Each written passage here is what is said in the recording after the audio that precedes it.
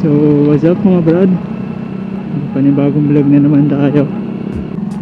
So ngayon pag-uusapan natin yung mga gusto at ayaw ko dito kay Stella, yung ating Raider J115Fi.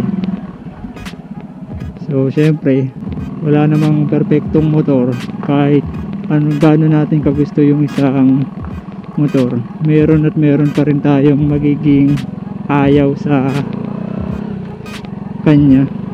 So ngayon pag-usapan natin yung lahat ng mga gusto at ayaw dito sa motor na to. Hanap lang tayo ng maganda-gandang pwesto.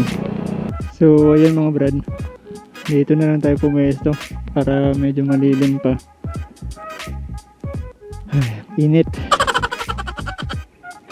So sabi ko nga kanina, pag-uusapan natin ngayon yung mga nagustuhan ko saka hindi ko nagustuhan dito sa motor natin na sa Stella na Raider J115Fi. So una sa lahat, halos lahat naman siguro tayo bago tayo bumili ng motor, palagi talagang unang nakakatrack sa atin is yung itsura niya.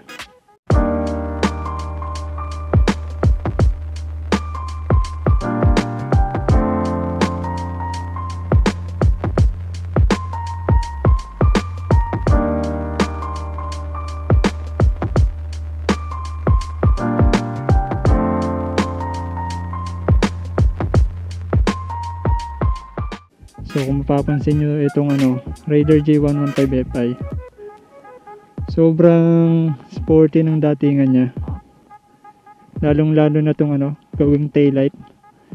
Pagka pumesto ka dito, ayan, ang tulis. Kaya pagka minsan napapagkamalan to na Raider 150 na carb type, dahil na rin doon siguro sa sa kulay nung engine niya na parang tanso. So kung mapapansin nyo, sobrang aggressive talaga niya tingnan. So yun, mapapansin nyo din sa looks, medyo marami na akong napalitan, marami na akong aftermarket na parts, kasi mahilig talaga akong mag setup. Mas gusto ko kasi na madaling ma-distinguish yung motor ko saka walang kamuka. Oh my God! Wow! Next naman natin is yung power niya. So itong Raider J115Fi, bali to be exact 113 o 113cc siya. So hindi siya ganun kalaki yan, hindi rin siya ganun kaliitan yung displacement niya.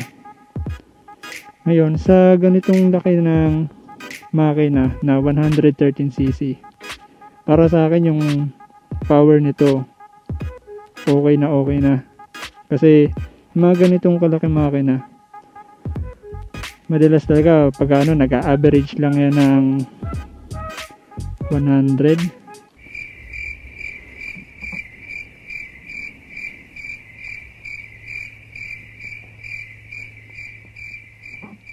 May dumaan.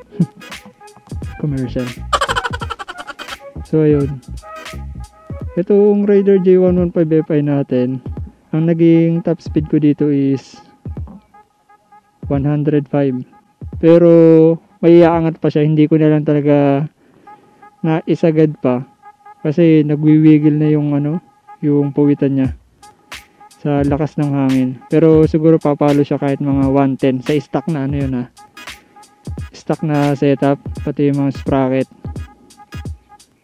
So yung ganung top speed, sobrang sulit na yun sa ganitong kalaking displacement. Saka yung niya, yung acceleration niya, hindi ganun kahina yung acceleration niya, saktuhan lang. Pero more on rektahan kasi talaga, lalo kapag ganyang di sprocket, di kadena. So next natin is, syempre kadugtong nung power is fuel consumption. So since na fuel injected to, matipid to sa gasolina. Pero hindi ko akalain na sobrang tipid niya sa gasolina. Sa ginawang test ng Suzuki, nag-average siya ng 63 kilometers per liter. So dun pa lang makikita mo na ano, sobrang tipid niya sa gasolina. Sample nitong ano, biniyahe namin to sa Bataan, Mount Samat. Bali, simula sa Bulacan hanggang Mount Samat, balikan. Isang full tank lang siya. What the Bali, ang full tank niya is 3.7 liters. Walwalan pa yung takbo namin nun. Saka, syempre, yung Mount Samat, paakyat yun. So, malamang sa malamang talaga mag-consume ka ng malaki-laking gas. Pero eto, sobrang tipid niya sa gasolina. Kaya kung gagamitin mo siya pang daily, mga pamasok lang, sobrang laki ng matitipid mo dito. So ako dito, nung namamasukan ako, bali ang tinatakbo ko is 20 kilometers balikan. Yung 100 ko, mahigit 1 linggo na yun bago ako maubos, bago ako magpakarga ulit. Tapos next natin is yung ano, comfortability sa biyahe habang gamit mo siya. So since na syempre kilala naman yung ano, design ng Raider, medyo nakapasubsob yung harap niya. Kahit sabihin mong hindi nakalubog yung telescopic, ito kasi nilubog ko pa ng konti yung telescopic nito. So mas sumubsob pa siya. Tapos naka semi low profile ako ngayon na gulong. So ayun, sana yan lang din naman kapag sa long ride. Pero kung ikukumpara mo syempre yung comfortability niya sa biyahe gamit yung ibang motor, sample yung mga scooter like Mio, lalo yung mga NMAX, yung talaga mga kahit pa paano komportable yan sa long ride. Eto kasi hindi siya ganun ka comfortable, pero syempre sana yan lang din talaga sa biyahe saka sa motor na ginagamit mo. Kasi kahit ano namang motor gamit mo, kung hindi ka talaga sanay sa biyahe, sasakitan ka talaga ng katawan. So ayun, nasabi na natin yung ano, yung mga gusto natin dito kay Stella sa motor natin na Raider J115Fi. So syempre, wala namang perfectong motor. Meron at meron tayong hindi magugustuhan sa motor na bibili natin.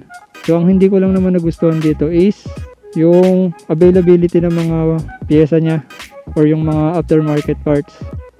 So kung mapapansin nyo nga, sabi ko kanina, marami na akong pinalitan na parts nito. Tulad nitong front hub. Yan. Bali naka big disc ako.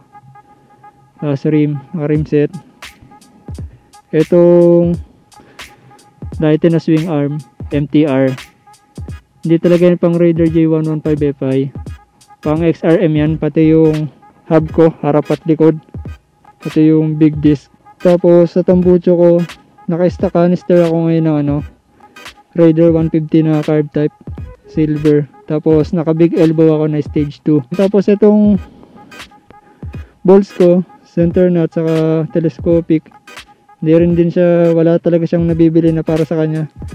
Itong center nut, pang Raider 150 na carb type. Ito naman, pang Sonic, yung dalawa.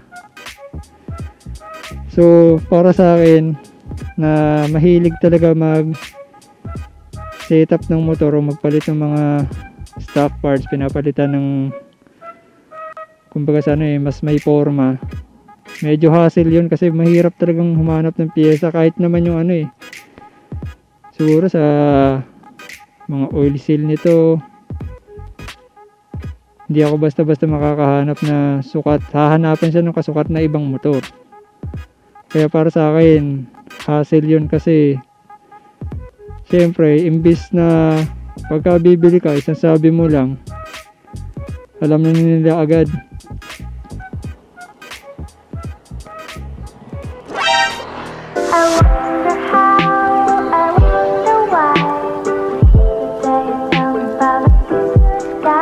Sana all. Imbis na wala tuloy ako. So yun, imbis na pagka bibili ka ng pyesa, alam na agad nila ibibigay nila sa'yo, nangyayari maghahanap pa sila ng kasukat.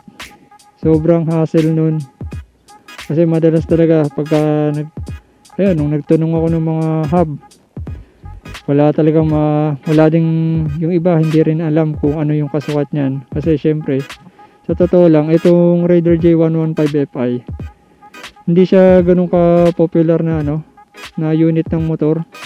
Hindi katulad ng mga Mio, automatic yan. Pagka bumili sa kahit saang shop siguro may pyesa ng Mio. Pero ito, maghahanap ka lang talaga ng kasukat niya. Or else, mag-SGP ka. Order ka sa Suzuki para makuha mo yung mga pyesa nito. So yun nga pala, lahat nga pala ng sinabi ko, parang opinion ko lamang yun para sa sarili ko So kasi baka mamaya may magsabi dyan na mali yung mga pinagsasabi ko. Yun, lahat ng mga sinabi ko, opinion ko lang. Syempre, kanya-kanya naman tayo ng opinion sa bawat motor. And tayo, no to brand wars tayo. Sinasabi ko lang kung ano yung mga nagustuhan ko at ayoko dito sa motor na to. Para magkaroon lang din ng idea yung ibang nagbabalak bumili ng motor. Kung karapat dapat pang bilhin nila yung ganitong klase ng motor. A few moments later.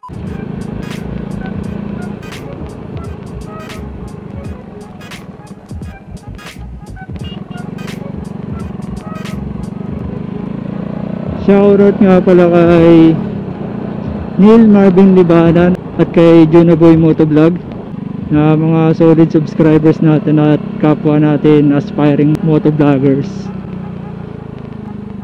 Shoutout sa inyong dalawa.